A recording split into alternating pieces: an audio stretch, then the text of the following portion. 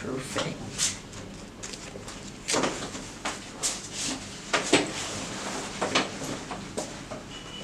Are you ready? Okay.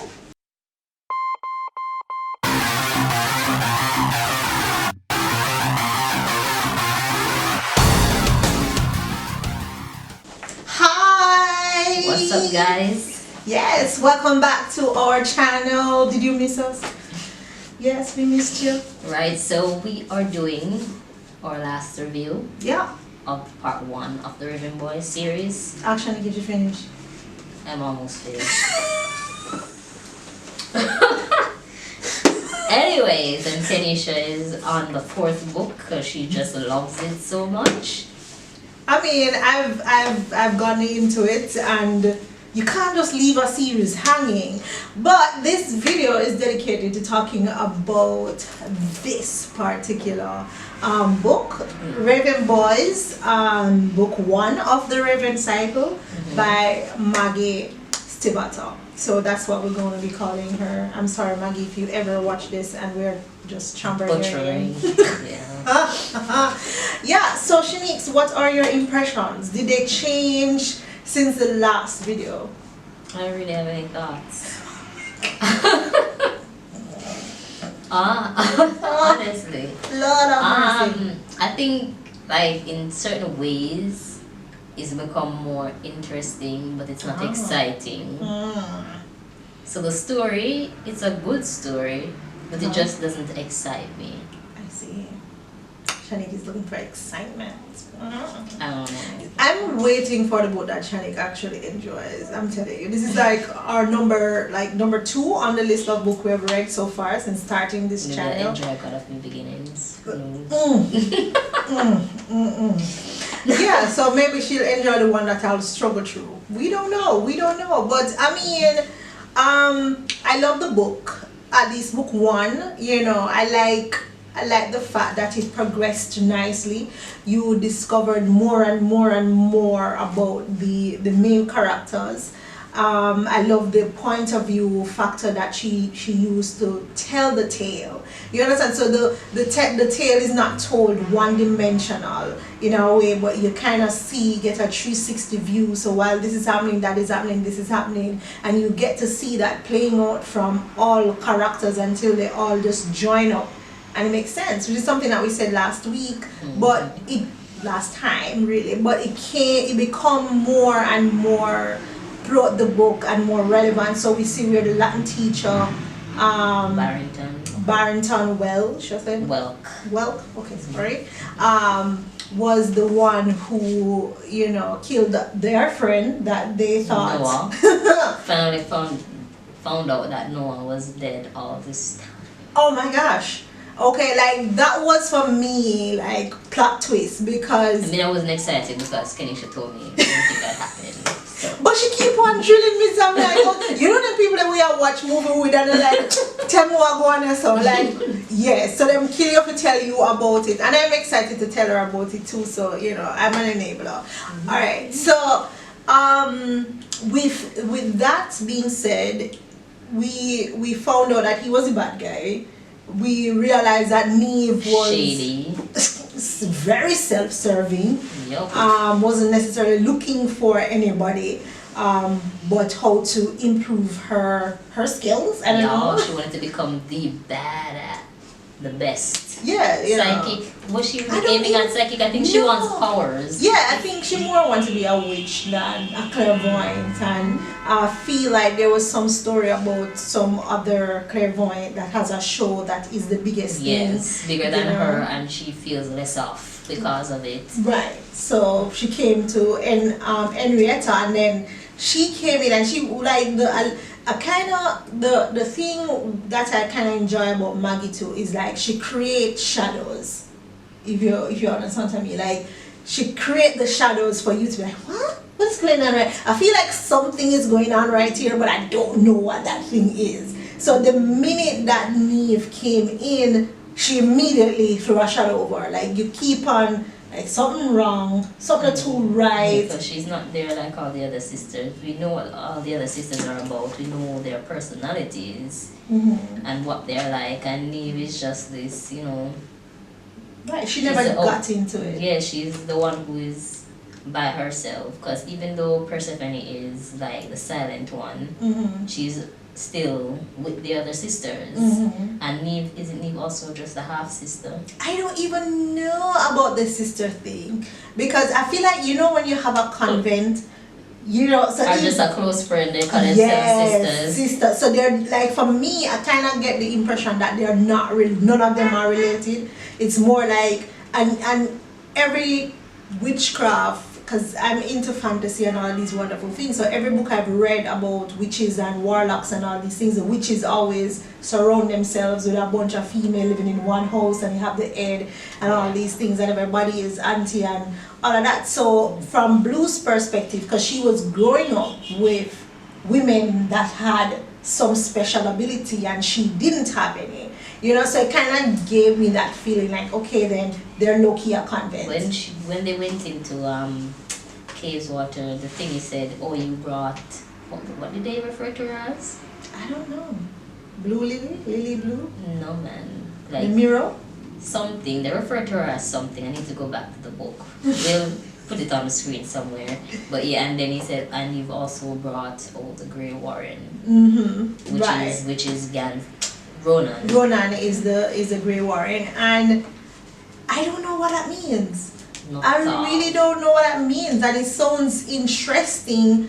And yes, they did mention Blue as a particular name, and they seem to, you know, the daughter of somebody. I think that's what they said, something daughter or whatever. Right. But yeah, as we said, we'll put it on the screen when we find out. Right. And what I like is the way that it kind of portrayed time as just weird. You know what I mean? Like that whole thing where they walk through Cavewater and it was spring, it was winter, it was the seasons change rapidly by just taking one step.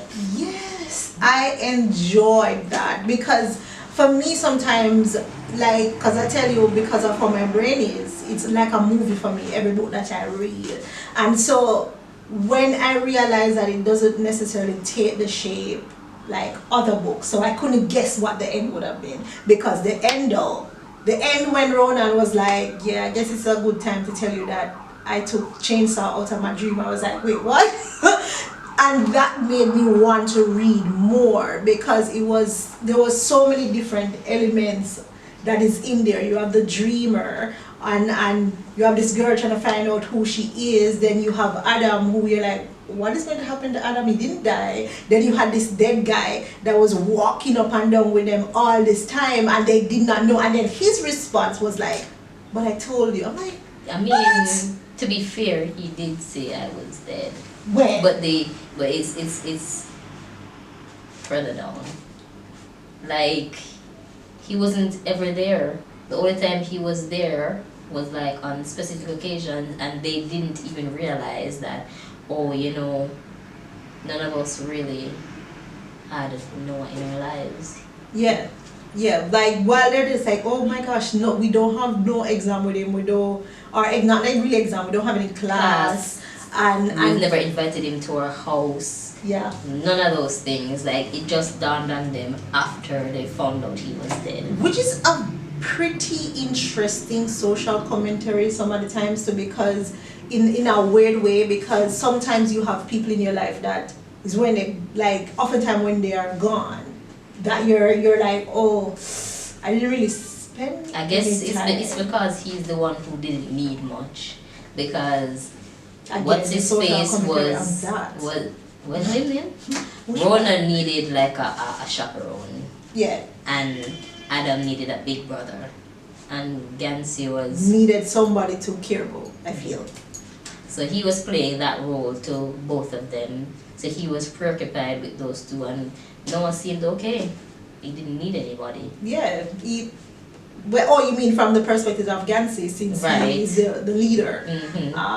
I see it. That's interesting. But then I get it. It still speaks to sometimes, you know, and those are the things. Like that's I tell you, like reading always like allow you to stop and think about certain things. Do you really treat your friends like this? Like, oh, you have that one. And it also goes to show that even though we're all friends, we're all friends differently. Exactly. Exactly, and you know this, and especially like as girls, well, they're men, and so it kind of puts a different look at it about the male relationship, and I don't know if that is true to how men interact with each other. Maybe it is because my half would say, "Oh, man, I link up my friend today," after having not said anything about them for months. You know, all of a sudden, you know, we're going on a trip or something. Like, so men are weird, but I like that sort of thing. Like, I don't want anybody texting me and saying, "Oh, you dash me," or "it turned stranger now." Like, dude, life happens. I'm busy. You're busy. Did you text me? No, you didn't. And the first message you sent me is that, "Oh, please." Yeah. So I hate those two because I feel like communication is always a two-way street. And I feel like Noah didn't make it an issue because I feel like he was just okay knowing, just being around them. Right, it made him feel alive. Yeah. And so he didn't make it an issue, but again, it just still, you know, let you stop and think like, how could they not realize that this guy was how not old are alive? they? I mean, I think they're all 17, around that age. I wonder when Noah would have showed up because he's been the age 17 like for 7 years now. So I wonder what. Well, I guess maybe it's as soon as they moved into to the dorm at along what's that along the whatever it's called. Jamaicans and pronunciations. Seriously. All right. So I mean, I think his spirit was lingering there. That's how they met him, as in, that's my assumption. But I feel like he's more tied to Gansey though, like because of what the ley line had said to him. I mean, I don't know, well, the trees would have said and he would have heard when he died of the hornet's nest, and he said that they were telling him that somebody who shouldn't have died is dying, so they will live, and because he's being granted the same favor. Right, so somebody on the line is dying when they shouldn't have. So he was dying, will live when he shouldn't have. And that's also what do you call it? A revelation to what Barrington did. Because Barrington was the one who was killing Noah on the ley lines, which means that the sacrifice that Barrington thought would have helped him was not the sacrifice that he needed to commit at all. We're saying, like, as a first book, it's really awesome. It kind of gives you things to think about. Yeah, it does, and it makes you want to read a second book and a third book, because at the end of the day, you want to see how this friendship end up. Well, it's I wouldn't say it's a must, but it depends on how you view the book. As I said, it picks up speed, but in the way it tells the story, it injects like a little hint of excitingness. That's how I should call it. But whatever, a spice here and there, like very slowly. So things are revealed and you are not starved, but the development is slow. So if you don't mind, caressing through an entire book to find out, well, even an entire book, you still don't know what's going on, but you still have a better idea of what will come and where things are headed. Well, for me, I'm becoming a series baby, so I don't mind the slow development. I rather enjoy it because just take your time and tell the story. I feel like it's the order of the day. What I don't like on the flip side is people dragging out a story over 5 to 6 books when it really could have ended. Could have ended in the first book. And I find for this book, I didn't feel like it was being dragged. It wasn't right, exactly. And that is what I really appreciate, because I've read too many books that is dragging you on this roller coaster for no reason at all, save to say to sell some books. Yeah, which is not right. Okay. And on that note, that is what we thought of the Raven Boys, and we're a bit split for this. Same way. Same way. So let's see what we think about God of New Beginnings. Yes. Which I need to get. Yeah, man. So God of New Beginnings, Shani's going to do a lot better. Shani's going to like it. Like, let's bet money. And I'm going to hate every second of it. Who knows what will happen? Let's be hopeful for the future, people. Let's be hopeful. Oh my God. Alright, so until we meet again to discuss. Yes, and we have something very exciting coming up. I am We so shall excited. reveal it when the time gets closer, but know that we're doing, as we said in our introduction video, we're figuring out our channel and what exactly we want to do, because this sit down thing is not really our style. No. So yeah. And I cannot tell it now it's out of doors, so yeah. So different things are coming, and of course every now and then we'll still do the sit down thing. Yeah. To talk to you about books. Yeah. So yeah. Or we might not sit down and still talk to you about books. True.